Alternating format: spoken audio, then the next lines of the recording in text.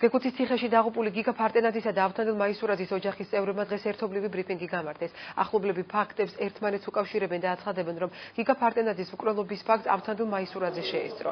მათი მომტკიცებით ის ციხის ადმინისტრაციისთვის ბევრ არასასურველ ინფორმაციას ფლობდა, რის გამოც ერთი კვირის შემდეგ ავთო მაისურაძის ლიკვიდაცია განხორციელდა, თუმცა ოფიციალური ვერსიით მან თავი ჩამოერჩო. გარდაცვლილი პატიმრების ოჯახის წევრები გამოძიების დაჩქარებას ითხოვენ. წინააღმდეგ შემთხვევაში მასშტაბური აქციებით იმუქრებიან.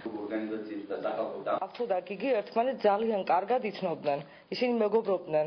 ამავე დროს კაჭარავა, როდესაც გავიგე მე გვარი კაჭარავა, გიორგი კაჭარავა, მე ღრმად ვარ დარწმუნებული, რომ ჩემი ბიჭის თანაკლასელი უნდა იყოს ესე იგი გიორგი კაჭარავა. ანუ ეს სამი ბავშვი ერთმანეთის კარგი მეგობრები იყვნენ.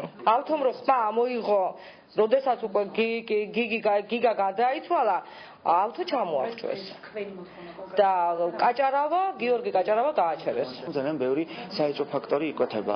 დღევანდელი ჩვენი შეკრების მიზანია, ჩვენ მოვითხოვთ დიმიტრი დარბაისელი და ჯაბა მაღლაფერიძის დასჯას, ვინაიდან ისინი არიან პირდაპირ კავშირში, მათი გაუფრთხილებლობის გამო გადმოიყვანეს ეს კვლელები და ფსიქურად აშლილი ადამიანები ჩემს მასთან და შემდეგ დასრულდა ეგრე სავალალოდ. ჩვენ ყველანი უცხადებთ უნდობლობას გამოძიებას და ჩვენი მოთხოვნა რომ აქტიურად ჩაერთოს ამ პროცესში, ოღონდ ობიექტურად, არასამთავრობო ორგანიზაციები და სახალხო დამცველის ინსტიტუტი და დაისაჯოს ყველა ის პირი, ვინც აი ამ ორი ადამიანის ჯანსაღი, ჯანმრთელი ადამიანის დაღუპვაში მონაწილეობდა.